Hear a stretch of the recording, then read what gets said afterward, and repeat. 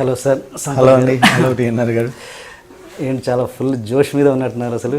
చాలా రోజు ఈ జోష్ బెంగాల్ టైగర్తో వచ్చిన జోష్ అండి. అవును. ఆడియో మీకు తెలుసు, ఆడియో బ్లాక్ బస్టర్ ఆ మాట వాడవచ్చు అనుకుంటున్నాను నేను. అంటే ఒక సినిమా దాని రిజల్ట్ ఏంటన్నది నాకు తెలిసి ఒక పోస్టర్ చూస్తే చాలు జనాలు ఇవాళ చెప్పేస్తున్నారు. రిలీజ్ కూడా అవసరం లేదు, పోస్టర్ అంటే మీ సినిమా విషయంలో చాలా ఉన్నాయి. ఏంటి పోస్టర్ కావచ్చు, ఆడియో కావచ్చు, టీజర్, ట్రైలర్. ఎలా ఫీల్ అవుతున్నారు? ఇంత పాజిటివ్ ఎనర్జీ అనేది వర్కౌట్ అవుతుంది. డెఫినెట్గా అండి, ఎక్సైట్మెంట్తో ఉన్నాను. నేనే కాదు, మా టీం, మా ప్రొడ్యూసర్ గారు, హీరో గారు అందరూ ఎక్సైట్మెంట్తో ఉన్నాం. నాకు తెలిసి చాలా రోజులైంది ఇలాంటి పాజిటివ్ ఎనర్జీతో వచ్చే సినిమా అంటే వచ్చి ఉంటాయి ఈ మధ్య, కానీ ఈ మధ్య కాలంలో ఇది అందరూ వెల్ విషర్స్ అందరూ అదే మాట అంటున్నారండి. ఒక సినిమా రిలీజ్కు ముందు ఇన్ని పాజిటివ్ వైబ్స్ అనేది కనిపించడం చాలా అరుదుగా జరుగుతుంటుంది. అది ఈ సినిమా విషయంలో జరుగుతుంది అంటే హోపింగ్ ఫర్ ద బెస్ట్ అండి. చూద్దాం. ఏంటి అసలు మీరు సినిమాల్లోకి రాకముందు అసలు ఏంటి మీ బ్యాక్గ్రౌండ్ ఏంటి, మీ ఎడ్యుకేషన్ ఏంటి? సినిమాల్లోకి రాకముందు ఫార్మసీ గ్రాడ్యుయేషన్ అండి నాది. ఫార్మసీ కంప్లీట్ చేశాను నేను. ఫార్మసీ అయిన వెంటనే పోసాని కృష్ణమురళి గారి దగ్గర నేను అసిస్టెంట్ రైటర్గా చేయడం జరిగింది. అక్కడ 3 years వర్క్ చేసిన తర్వాత డైరెక్షన్ మీద ఉన్న ఇంట్రెస్ట్తో తర్వాత కొన్ని యాడ్ ఫిల్మ్స్కి పనిచేయడం, యాడ్ ఫిల్మ్స్ చేయడం. ఆ తర్వాత ఏమైంది వేళ, తర్వాత రచ్చ, ఇప్పుడు బెంగాల్. మీరేంటి మీరు కబీర్ లాల్ గారి బ్రదర్ జానీలాల్ గారి యాడ్ ఫిల్మ్స్ వర్క్ చేశారా? జానీలాల్ గారితో వర్క్ చేశానండి నేను. ఓకే, అది ఎలా కుదిరింది? ఏముందండి, ఈ రోజుల్లో మొత్తం ప్రపంచం మన ముంగిట ఉండింది. ఇప్పుడు టెక్నీషియన్ మన దగ్గర మంచి కాన్సెప్ట్ ఉంటే ఆ కాన్సెప్ట్ని ఎవరైనా వెల్కమ్ చెప్తున్నారు. అంటే మీరు యాడ్స్కి ఏం చేశారు, వర్క్ చేశారు? పోర్ట్ఫోలియోస్ లేదు, నేను క్రియేటివ్ పర్సన్గా వర్క్ చేసేవాడిని, యాడ్ ఫిల్మ్స్ డైరెక్ట్ చేసేవాడిని. ఏంటి మీరు చేసిన యాడ్? నేను బాంబేలో చాలా చేశానండి, ఇక్కడ ఏం చేయలేదు యాక్చువల్లీ. అంటే అక్కడ లోకల్ యాడ్స్. ఇంకా మీ ఫ్యామిలీ బ్యాక్గ్రౌండ్ చెప్పండి. మా ఫ్యామిలీ బ్యాక్గ్రౌండ్ మాది ఒక విలేజ్ అండి. మాది ఒక అగ్రికల్చర్ ఫ్యామిలీ. మా ఇంట్లో నేనే పెద్దవాడిని. ఎడ్యుకేషన్ అయిన తర్వాత ఎక్కడో ఫార్మస్యూటికల్ కంపెనీలో ఉద్యోగం చేస్తున్నానని చెప్పి అలా అబద్ధాలు చెప్తూ సినిమా ఫీల్డ్లో ఒక 2-3 ఏళ్ళు కంటిన్యూ అయ్యి ఇక్కడ నేను రాయగలను, ఏదైనా చేయగలనని నాకు ఒక భరోసా వచ్చిన తర్వాత ఇంట్లో నేను ఆ విషయం రివీల్ చేశాను. ఓకే. అలా కొంచెం కొన్నాళ్ళు దాన్ని సినిమా ఫీల్డ్లో ఉన్నాననే విషయాన్ని కూడా హైడ్ చేసి ఒక 3-4 years ఇక్కడ ఉన్నాను నేను యాక్చువల్లీ. ఓకే. ఏంటి మీది middle class family? Middle class, upper middle class ఫ్యామిలీనండి. ఓకే. మీరు ఏమైంది ఇవాళ సినిమా తీసిన ఒక చిన్న సినిమా, అది సినిమా తీసిన తర్వాత రచ్చ లాంటి ఒక రామ్ చరణ్ లాంటి స్టార్ ఉన్న సినిమాకి రావడం అన్నది నిజంగా ఇండస్ట్రీలో చాలామంది ఆశ్చర్యపోయారు. అసలు ఈయనకు ఈ సినిమా ఎలా వచ్చిందిరా అన్నట్టుగా ఆశ్చర్యపోయారు చాలామంది. అంటే అప్పుడున్న పరిస్థితుల ప్రకారం అప్పుడు పెద్ద డైరెక్టర్లు అందరూ బిజీగా ఉండడం వల్ల, లేకపోతే ఏంటంటే రకరకాల కారణాలు, రామ్ చరణ్కి అప్పుడు ఫ్లాప్ ఉండడం వల్ల, అలా రకరకాల కారణాల వల్ల మీరు అక్కడ ఆ ప్లేస్ కుదిరింది అన్నది ఒక ఇండస్ట్రీ. ఏ కథ అయినా, ఏ డైరెక్టర్కి ఏ సినిమా కుదిరినా దానికి స్టోరీయే కారణం అండి. అప్పుడు ఆ సందర్భంలో వాళ్ళు ఎదురు చూస్తున్న కథ నేను చెప్పానని నేను అనుకుంటున్నాను అంతే. అదే నడక, అదే పొగరు మీ నాన్నని చూస్తున్నట్టుగా ఉండదు. అదే ఊరు, అదే ప్రజలు. కానీ ఇప్పుడు ఇక్కడ జరగబోయేది చరిత్ర అవుతుంది.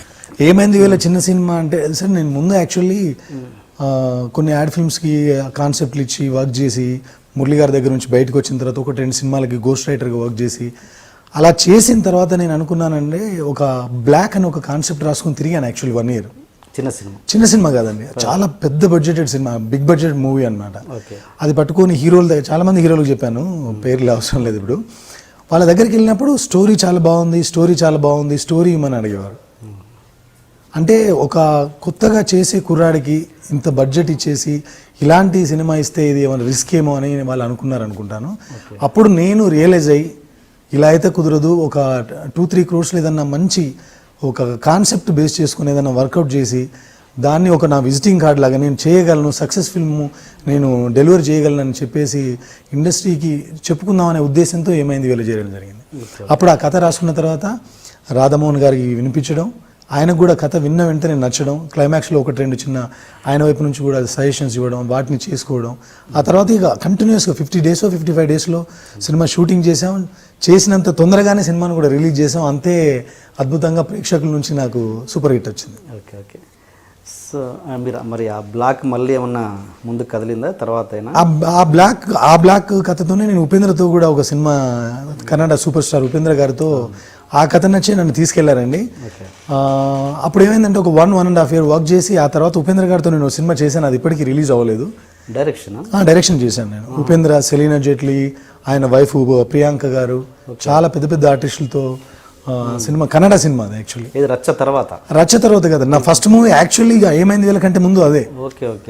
సో అప్పుడు అది చేయడం, అది ఆ మూవీ రిలీజ్ అవ్వకుండా అక్కడ ఆగిపోయిన తర్వాత ఓహో పెద్ద బడ్జెట్ సినిమాలు కావచ్చు, పెద్ద కాన్సెప్ట్, అంటే కాన్సెప్ట్లో ఏదైనా మన డబ్బుతో కూడుకున్న ఎపిసోడ్లు ఉండడం వల్ల ఈ హీరోలు కొంచెం భయపడుతున్నారు, లేదంటే హీరోలకు నా మీద ఆ నమ్మకం రావట్లేదు అనే ఉద్దేశంతో అప్పుడు మళ్ళీ ఏమైంది ఏంటి అది రిలీజ్ కాకపోవడానికి కారణాలు? అది రిలీజ్ కాకపోవడానికి కారణం ప్రొడ్యూసర్ గారి ఫైనాన్షియల్ స్టేటస్ అన్నది. అంటే ఉపేంద్ర అంటే అక్కడ మంచి స్టార్, అప్పుడు చాలా మంచి స్టారే, బట్ ఆయన అప్పుడు ఆయన కొత్త ప్రొడ్యూసర్ ఆ సినిమాకి చేసింది. ఓకే. ఆయన కూడా కేవలం నేను ఇక్కడ నుంచి వెళ్ళిన కొత్తవాడిని, ప్రొడ్యూసర్ కొత్తవాడు. సో కొన్ని కారణాల వల్ల అది అలా. మీరు త్రివిక్రమ్ గారితో కూడా వర్క్ చేశారా? ఈ పోసాని కృష్ణమూర్తి గారు? లేదండి, త్రివిక్రమ్ గారు నాకు సీనియర్ అనమాట. త్రివిక్రమ్ గారు మురళి గారి దగ్గర మానేసిన తర్వాత నేను జాయిన్ అయ్యాను. ఇది త్రివిక్రమ్ గారు బయటకు వెళ్ళాక మీరు అందులో జాయిన్. బట్ త్రివిక్రమ్ గారితో మీరు కలిసి ట్రావెల్ చేయలేదు. ఎందుకంటే మీరు ఏమైంది వీళ్ళు కొంచెం ఆయన టచ్ బాగా కనబడుతుంటుంది, అయితే నాకు ఎందుకు డౌట్. అవునా? నేను ఆయన దగ్గర వర్క్ చేయలేదు. ఓకే. అప్పటికి వీళ్ళందరూ మానేశారు ఆయన దగ్గర. ఓకే. నేను అప్పుడు జాయిన్ అయ్యాను. ఇది ఏమైంది వీళ్ళ సినిమాల్లో సంపత్ నంది ఒక రైటర్గా బాగా కనబడతాడు, అంటే డైరెక్టర్గా కంటే రైటర్ బాగా కనబడతాడు. బట్ అలాంటి ఆ పెన్ అన్నది రచ్చలో పెద్దగా కనబడదేమో అన్నది, అంటే నాలాంటి నేను ఏమైంది వీళ్ళలో నేను విపరీతంగా ఎంజాయ్ చేశాను డైలాగ్స్. బట్ ఆ డైలాగ్స్ అనేవి రచ్చలకు వస్తే అది పెద్దగా ఎంజాయ్ లేక. మీరు చెప్పింది 100% కరెక్ట్ అండి. ఏమైంది వీళ్ళు చేసేటప్పుడు అప్పుడు నేను ఎపిసోడ్లు కావచ్చు, లేదంటే ఒక యాక్షన్ సీక్వెన్స్లు కావచ్చు, అద్భుతమైన సెట్లు వేసి పాటలు కావచ్చు తీయలేను నేను. అందుకని నేను ఏం చేశానంటే కొంచెం డైలాగ్ మీద డిపెండ్ అయ్యాను. ఇప్పుడు రచ్చ వచ్చేప్పటికి నేను స్క్రీన్ ప్లే మీద డిపెండ్ అయ్యాను.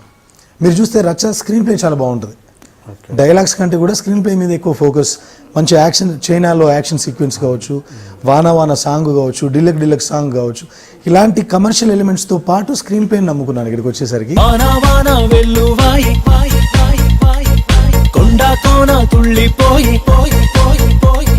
చెలియ చూపులే చిలిపి జల్లులై మేను తాకగా ఏదో హాయ్.